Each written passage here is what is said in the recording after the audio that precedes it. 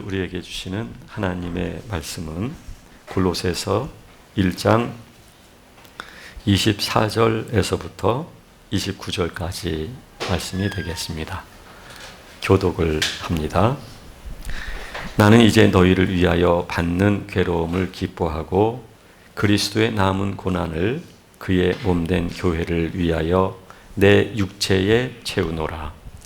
내가 교회에 일꾼된 것은 하나님이 너희를 위하여 내게 주신 직분을 따라 하나님의 말씀을 이루려 함이니라. 이 비밀은 만세와 만대로부터 감추어졌던 것인데 이제는 그의 성도들에게 나타났고 하나님이 그들로 하여금 이 비밀의 영광이 이방인 가운데 얼마나 풍성한지를 알게 하려 하심이라.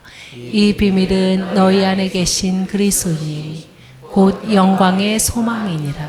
우리가 그를 전파하여 각 사람을 권하고 모든 지혜로 각 사람을 가르침은 각 사람을 그리스도 안에서 완전한 자로 세우려 함이니 나도 내 속에서 능력으로 역사하시는 이의 역사를 따라 힘을 다하여 수고하노라. 아멘.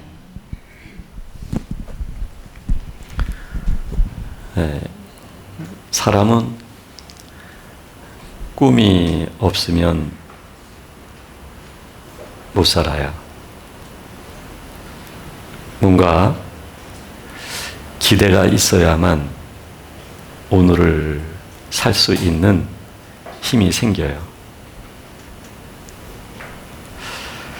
그래서 하나님은 우리가 믿음 생활을 시작하고 어느 가정까지 꿈을 갖는 것을 허용하시고 때로는 꿈을 가질 수 있도록 그렇게 어떤 동기를 부여하시기도 해요.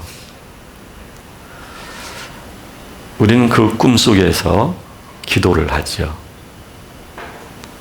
하나님이 이루어 주실 것에 대한 확신을 갖고 때로는 내달리기도 하고 때로는 감사하면서 기도를 하지요. 하나님은 그 기도를 들으시고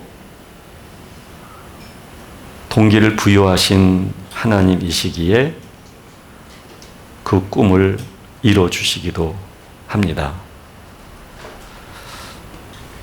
그렇게 우리는 믿음을 시작을 했고 한동안 달콤한 주님과 함께하는 믿음 생활을 합니다. 그런데 어느 시점에서부터는 하나님이 꿈에 대한 동기도 허락하시지 아니하실 뿐만 아니라 우리가 애써서 꾸는 꿈을 가지고 기도를 해도 하나님은 응답하시지 않습니다. 이때 우리는 매우 큰 당혹감에 빠지게 되지요. 그때 우리는 믿음이 무엇인지에 대한 진지한 생각을 하게 되고 나는 누구이며 하나님은 어떤 분이실까에 대해서 신중하게 생각을 하게 되지요. 사람은 꿈을 꾸지 않으면 살 수 없는 그런 존재예요. 그래서 계속 꿈을 꾸고 그 꿈 때문에 오늘을 살고 내일을 기다리고 그렇게 사람은 사는데 이 꿈에는 두 가지가 있어요. 하나는 사람이 가지고 있는 본능에서 우러나오는 꿈이 있어요. 그리고 또 하나는 하나님이 꿈을 갖도록 동기를 허용하실 때가 있으셔요. 우리는 전자의 꿈이 됐든 후자의 꿈이 됐든 많은 꿈을 꾸고 그리고 그 꿈이 실현되어지는 것을 우리는 하나님을 믿는 믿음으로 이해를 하게 되지요. 그런데 하나님이 언제부터인지 더 이상 그 꿈에 대해서 응답하시지 않게 될 때 오히려 꿈을 꾸거나 희망을 가질 수 없는 상황으로 곤두박질하게 될 때 우리는 굉장히 당혹스러워하는 것이고 그리고 자기 자신에 대한 정체성과 자신이 가지고 있는 믿음에 대해서까지도 공허해지기 시작하는 것이죠. 이때 많은 사람들은 내가 뭘 잘못했을까? 또는 자신이 특별히 잘못한 것도 없고 오히려 하나님을 향해서 충성하고 봉사한다고 했는데 그 결과가 이러한 상황이 되었을 때 원망과 분노가 생기기도 하지요. 그런데 이것은 아주 자연스러운 믿음의 과정이에요. 아주 이상한 게 아니고 잘못된 게 아니고 이것은 매우 자연스러운 하나님의 인도예요. 이제 하나님께서는 우리들에게 그런 꿈을 꾸거나 그리고 그 꿈을 기도하고 하나님이 그 꿈을 실현시켜 주는 것으로서 우리가 믿음을 이해하는 것은 그 정도 경험이면 됐다는 얘기죠. 왜냐하면 그 꿈 속에는 유혹과 함정이 있어요. 그 꿈은 나의 본성과 욕망을 끌어내거든요. 그 꿈 속에는 나의 욕망이 담겨져 있거든요. 근데 그 꿈이 실현됐을 때 나의 욕구가 충족되다 보니 나의 욕망이 현실화되다 보니 우리가 얼마나 행복하고 얼마나 좋아요. 그래서 하나님께 감사하는 거예요. 나의 욕망이 실현됐기 때문에 감사한 것이지 사실은 하나님과 나와 인격적 관계로 인한 감사보다는 내가 원하는 대로 됐기 때문에 감사한 것이죠. 그것은 사람이 이해하는 사람 중심의 믿음인 거죠. 이 믿음은 얼마든지 일방적이다 보니까 사람 중심에서 사람이 원하는 대로 실현되지 않으면 언제든지 깨질 수 있는 그런 관계예요. 얼마든지 하나님을 원망할 수 있고 하나님에 대해서 분노할 수 있는 그런 불완전한 관계예요. 그래서 하나님께서는 일정 기간 동안 그런 경험을 하게 하시는 거예요. 이때 우리가 얼마나 달콤한 시간을 갖습니까? 저도 개인적으로 어떤 목적을 가지고 산기도를 많이 했어요. 소나무 붙들고 소나무 뿌리를 뽑기 위해서 잔뜩 몸에 힘을 주고 소리를 너무 고래고래 지르다 보니까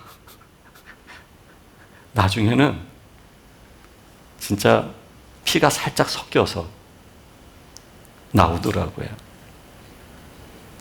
근데 그 몸부림 속에는 저의 강렬한 어떤 목적이 실현됐으며 하는 절박함이 있었던 거예요. 그게 저는 믿음이었던 것이죠. 그렇게 믿음을 이해했던 거예요. 그러다가 그 기도가 응답이 되면 하늘을 나누는 듯 기쁜 거죠. 그리고 가까이 있는 사람들에게 이루어 주신 하나님의 경험들을 말을 하는 거죠. 그러면 사람들이 부러워해요. 저도 좋아요. 이게 믿음이구나. 이런 생각을 가져요. 즉, 믿음이 기도한 내용, 그게 현실이 됐을 때, 현상이 되었을 때, 현상이 되어진 그것을 보고 나는 지금 하나님을 믿는 거예요. 이것은 매우 불완전한 믿음인 것이죠.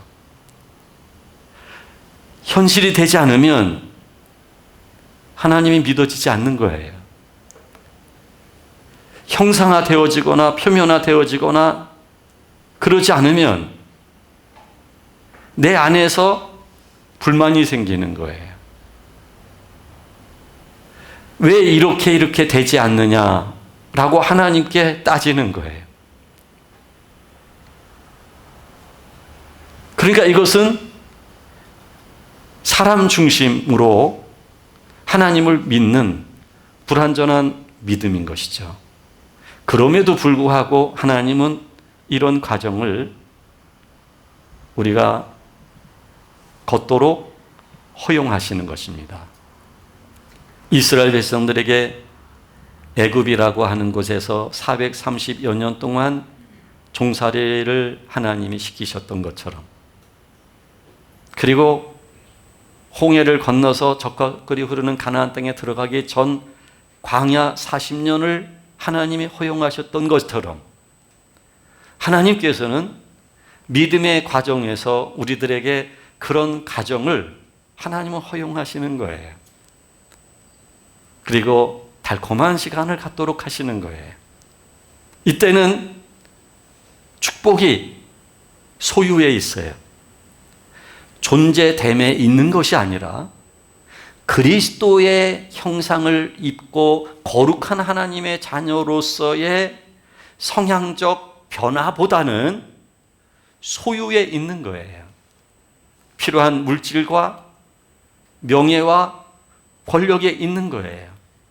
이 세상에서 힘을 자랑할 수 있는, 이 세상에서 행복이라고 말할 수 있는 조건들을 내가 소유하는 것, 이 소유를 하나님이 허락했다고 고백을 하고 이 소유를 하나님의 축복이라고 말을 하면서 따라서 나는 하나님의 복을 받았다라고 말을 하고 있는 것이죠. 그러나 요한계시록에서 보면 어느 교회를 향해서 우리 주님이 하시는 말씀이 너희는 스스로 부유하고 부자라고 이야기하는데 너희는 영적으로는 헐벗은 사람들이다. 반면에 어느 교회는 너희는 가난하다고 말을 하고 있는데 사실은 영적으로는 부유하다. 하나님이 보시는 시각과 사람이 갖고 있는 관점이 다른 거예요. 사람은 소유, 표면, 현실적인 것에 거기에 내가 무엇을 갖고 있느냐, 이거에 따라서 하나님으로부터 복을 받았다라고 생각을 하는 거예요. 그래서 하나님은 이 기간 동안 불완전한 믿음이지만 하나님은 이 기간 동안 우리를 인도하셔요. 이 또한 하나님의 인도하심이에요. 이 또한 하나님이 함께 하시고 우리를 긍휼히 여기시고 우리를 친절하게 사랑으로 인도하시는 과정이에요. 그러나 이 과정이 우리가 도달해야 되는 믿음의 목적지는 아니에요. 이 과정은 과정일 뿐이에요. 이 과정 충분히 달콤한 꿈 꾸셔도 괜찮고 충분히 기뻐하고 충분히 즐거워해도 괜찮지만 그러나 그 즐거움이 시름시름 근심으로 바뀌기 시작할 거예요. 그 행복함이 절망으로 바뀌게 될 거예요. 그래서 어느 날부터 그것도 아주 서서히 하나님이 그냥 한 번에 두부 자르듯이 딱 자르시지는 않는 것 같아요. 우리가 눈치채지 못하도록 아주 서서히 전혀 우리가 눈치를 못 채요. 그런데 더 이상 꿈을 갖고 기도를 해도 응답되지를 않아요. 그렇게 친절하게 인도해 주셨던 하나님을 내가 눈에 볼 수 있도록 역사하셨던 그 하나님을 내가 경험할 수 없는 거예요. 이때 정말 하나님이 어떤 분이신지, 나는 하나님을 믿는 믿음을 갖고 있는데 그 믿음이란 도대체 무엇인지 아주 진지하게 고민하면서 생각하는 거예요. 그러나 아직 하나님은 이 고민으로서 이 정도면 됐다라고 말씀하시는 분이 아니에요. 우리를 어디까지 하나님이 이끌어 가시냐면 더 이상 꿈을 꿀 수 없는 환경까지, 꿈을 꿀 수 없는 환경까지 우리가 떨어지게 되면 그러면 우리는 음부를 경험하게 되어져요. 삶에 의욕이 없어요. 오늘 눈을 뜨게 되면 무언가 눈을 떠서 할 일이 있거나 그에 따른 어떤 뭐가 있어야 내가 기쁜 마음으로 일어나서 세수할 수 있는 마음도 생기는 거죠. 세수하면 뭐예요? 화장하면 뭐하고요? 머리 빗으면 뭐예요? 아무런 의미가 없는 거예요. 일어나서 할 일이 없으니까요. 그러니까 아침에 눈을 뜨는 게 무서워요. 눈을 뜬과 동시에 캄캄해져요. 그나마 지난 밤 잊고 잠을 잤는데 눈을 뜬과 동시에 잠 깨는 시간이 아주 찰나적이에요. 옛날에는 그렇게 깨워도 일어나지 않았어요. 일어나야지 하는데도 잠에 취했어요. 그런데 더 이상 잠에 취하지도 않아요. 잠에 취할 수 있는 그런 삶의 여유가 없는 거예요. 꿈이 없는 거예요. 이와 같은 과정, 하나님으로부터 버림받은 과정이 아닙니다. 이와 같은 과정을 허용하신 하나님이 우리들에게 너 왜 게으르니? 너 왜 그렇게 사니? 너 언제까지 그렇게 살려고 하니? 나무라시는 게 목적이 아닙니다. 한 번도 하나님이 무섭게 나무라지 않으셔요. 다만 하나님도 마음 아파하셔요. 많이 힘들어하는 우리를 너무나 잘 알고 계세요. 하나님도 우셔요. 그런데 그런 상황과 형편 속에 우리가 놓이게 되면 살 소망이 없는 거예요. 살 소망이 없다는 이야기는 이제 살 소망이 넘쳤고 삶의 에너지, 삶의 동력이 나였어요. 나의 꿈이었어요. 나의 희망이었어요.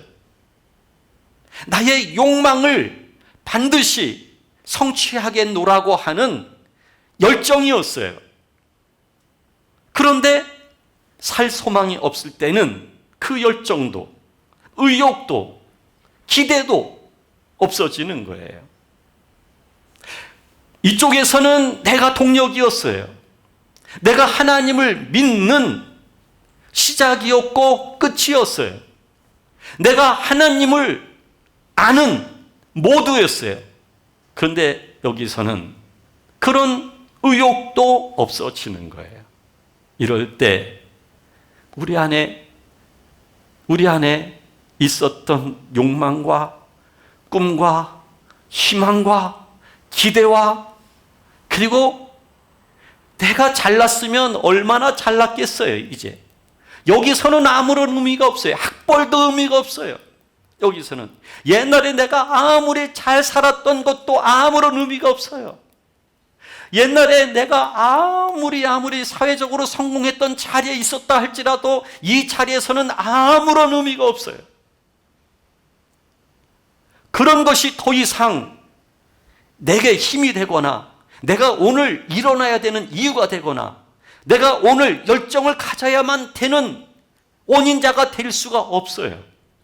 나의 현실은 더 이상 꿈을 꿀 수 없는 현실이 되었기 때문에 나의 현실은 더 이상 내가 가지고 있었던 잘난 척했던 살 수 있었던 어느 에너지의 동력들을 더 이상 나는 의미 없게 받아들여지기 시작하는 거예요. 사도 바울은 그 잘난 모습들을 배설물처럼 버린다고 고백했지요. 우리 스스로가 그 고백이 가능한 게 아닙니다. 우리 스스로가 내가 가지고 있는 것을 버릴 수 있는 게 아니에요.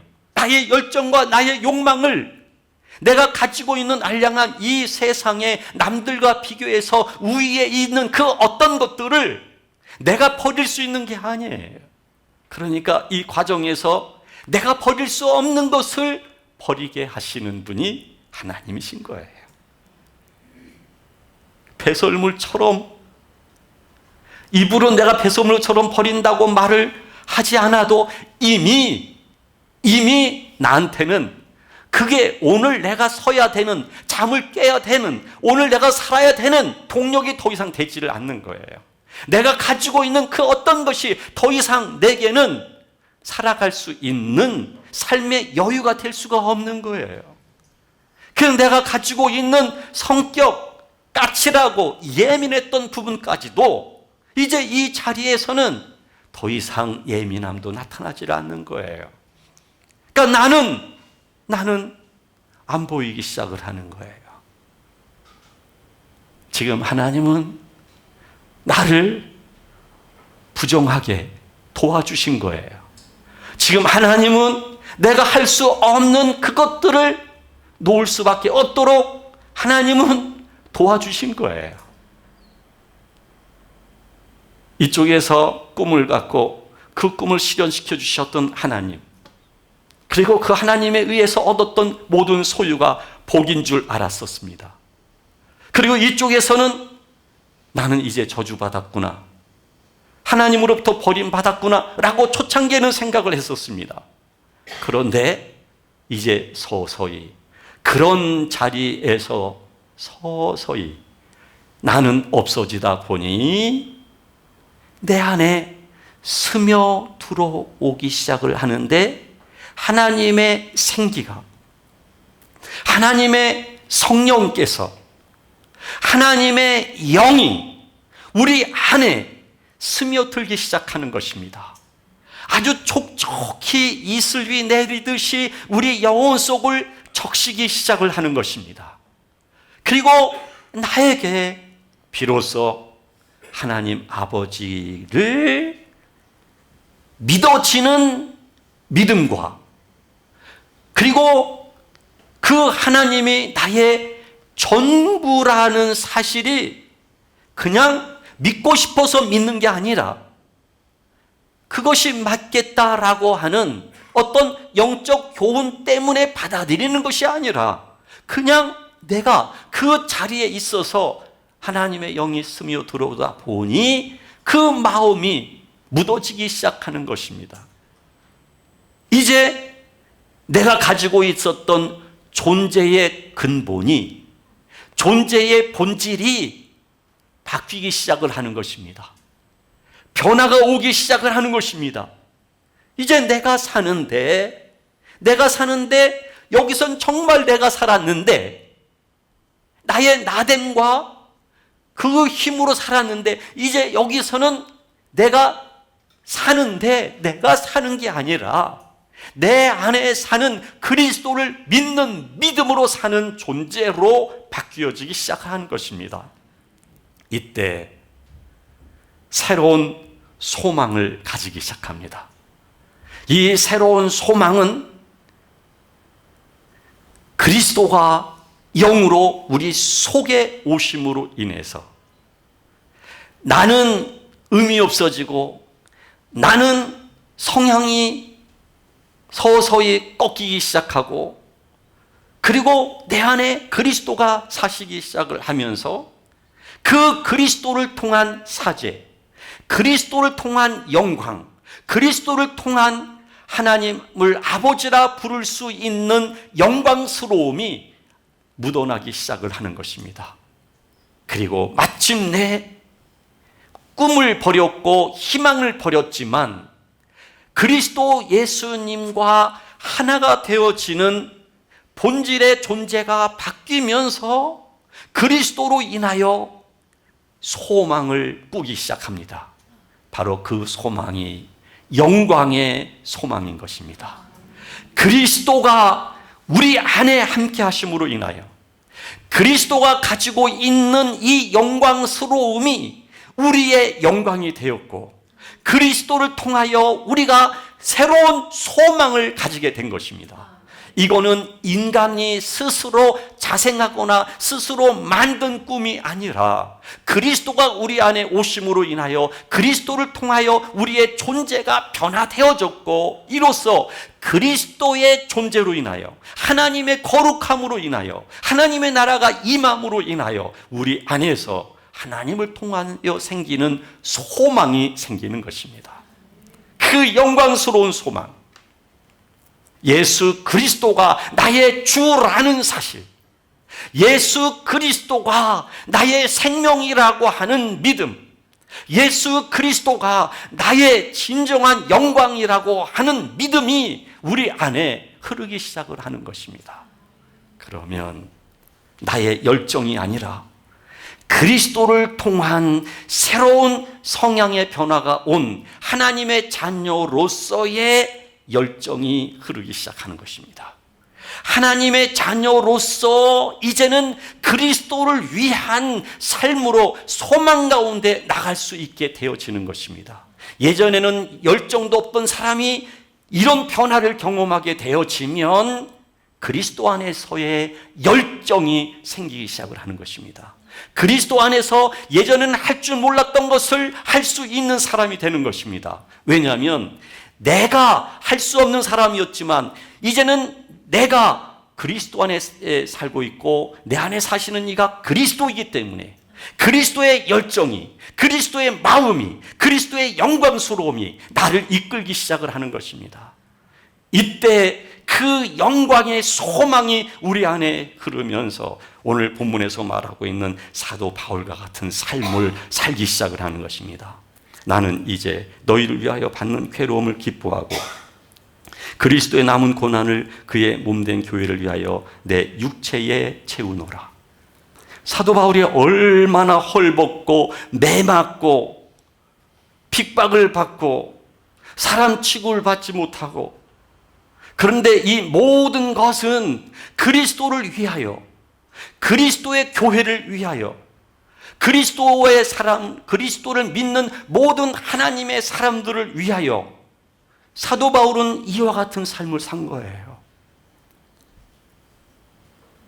영광의 소망이 있는 사람은 그리스도를 위하여 고난도, 아픔도 받아들일 줄 아는 사람이 되는 거예요.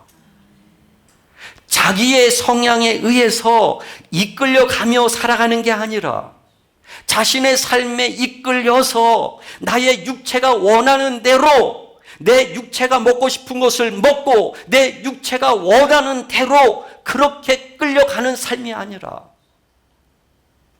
내 육체가 즐거워하는 거, 내 육체가 원하는 거, 이렇게 살아가는 것이 아니라 그리스도를 통하여 영광의 소망을 가진 사람은 그리스도가 소망이 되었기 때문에 이제는 내 육체가 원하는 즐거움을 내가 받아들이고 거기에 이끌려 살아가는 것이 아니라 오히려 그것을 단호하게 거절할 수 있는, 그리고 하나님의 사랑 안에 온전히 거하면서 하나님의 거룩함과 생명을 쫓아 살아갈 수 있는 그런 성도가 되는 거예요.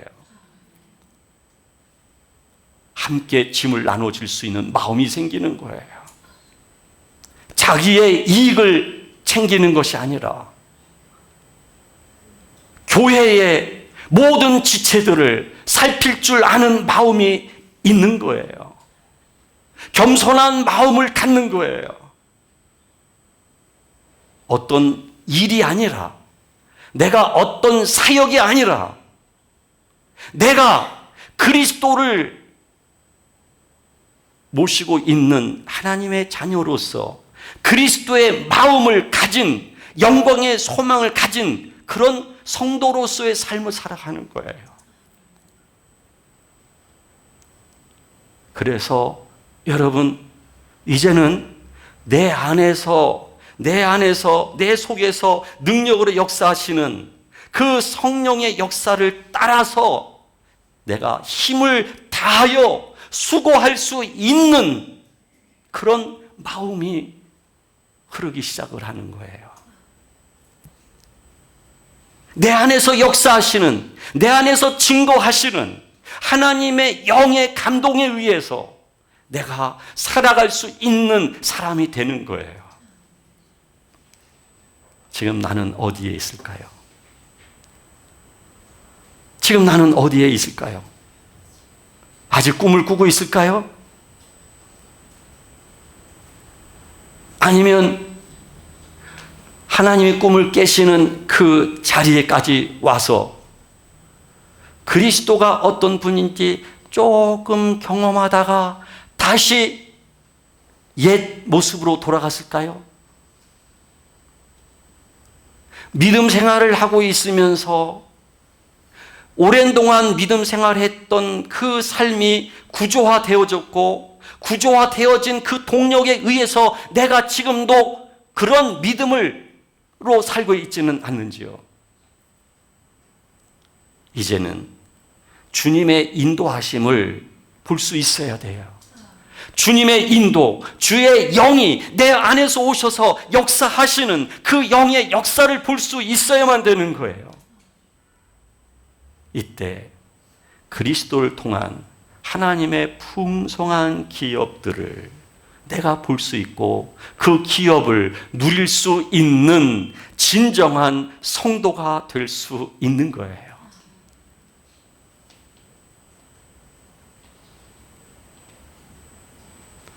자신의 감정과 자신의 생각에 속지 마십시오.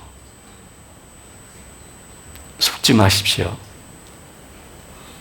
이제는 내 안에서 역사하시는 그리스도, 그 그리스도를 통한 영광의 소망, 그 소망이 자연스럽게 나를 이끌 수 있도록 하나님께 나를 온전히 맡길 수 있어야만 돼요. 지나간 하나님이 우리를 인도하실 때 참 힘들었던 시간들, 이 힘들었던 시간들 그냥 경험으로만 끝나지 마시고 그 힘들었던 시간들을 지금 다시 한번 묵상하십시오. 왜 하나님이 나를 그렇게 인도하셨는지, 왜 하나님이 나를 그때 그렇게 인도하셨는지, 그리고 오늘 나를 인도하시는 그 하나님을 우리 내면에서 발견하고 그 내면에서부터 나를 이끄시는 그 하나님과 더불어 영생할 수 있는 저와 여러분들이 될 수 있기를 간절히 바랍니다. 기도하겠습니다. 하나님,